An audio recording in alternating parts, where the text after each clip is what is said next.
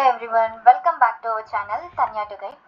ఈరోజు ఈ వీడియోలో సీటెట్కి సంబంధించిన నోటిఫికేషన్ గురించి క్లారిటీ ఇస్తాను.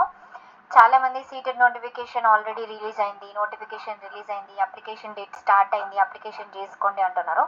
అసలు నోటిఫికేషన్ రాలేదు. ఫస్ట్ థింగ్, మనకి ఎవ్రీ ఇయర్ సీటెట్ అనేది 2 times కండక్ట్ చేస్తారు. 6 monthsకి ఒకసారి, 6 monthsకి ఒకసారి. ఈసారి నోటిఫికేషన్ మేబీ డిలే అవ్వచ్చు.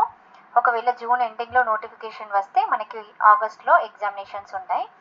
ఇన్ కేస్ ఆగస్ట్లో నోటిఫికేషన్ ఆర్ సెప్టెంబర్లో నోటిఫికేషన్ వస్తే మనకి నవంబర్ ఆర్ డిసెంబర్లో ఎగ్జామ్స్ ఉంటాయి. సో ఎప్పుడు వచ్చిన బేసిక్గా అట్లీస్ట్ 2 months గ్యాప్ అయితే ఉంటుంది, మినిమం 1.5 month అన్న ఉంటుంది. సో నోటిఫికేషన్ రాలేదు.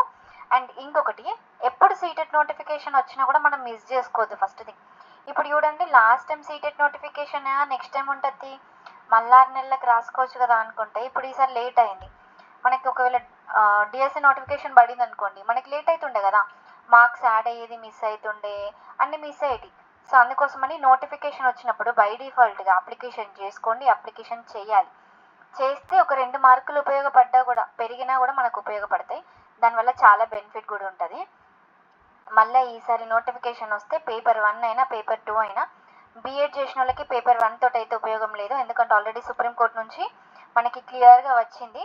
బట్ ఒకవేళ రాయాలి అనుకుంటే రాయండి, రాస్తేనైతే ఉపయోగమే తప్ప మనకి వచ్చే ప్రాబ్లం అయితే ఏమి ఉండదు. జస్ట్ రాసుకోండి, మనకి నాలెడ్జ్ తెలుస్తుంది. పేపర్ 1లో ఎట్లుంది, మన క్యాపబిలిటీ ఏంటి, మనకి పేపర్ 1లో ఎన్ని వస్తున్నాయి, పేపర్ 2లో ఎన్ని వస్తున్నాయి, మనం ఎక్కడ ఉన్నాము, మన స్టాండర్డ్ ఏంటిది అనేది తెలుస్తుంది. సో దీనివల్ల లాస్ అయితే లేదు. అండ్ నోటిఫికేషన్ వస్తే డెఫినెట్లీ ఛానల్లో అప్డేట్ ఇస్తాను. Thank you.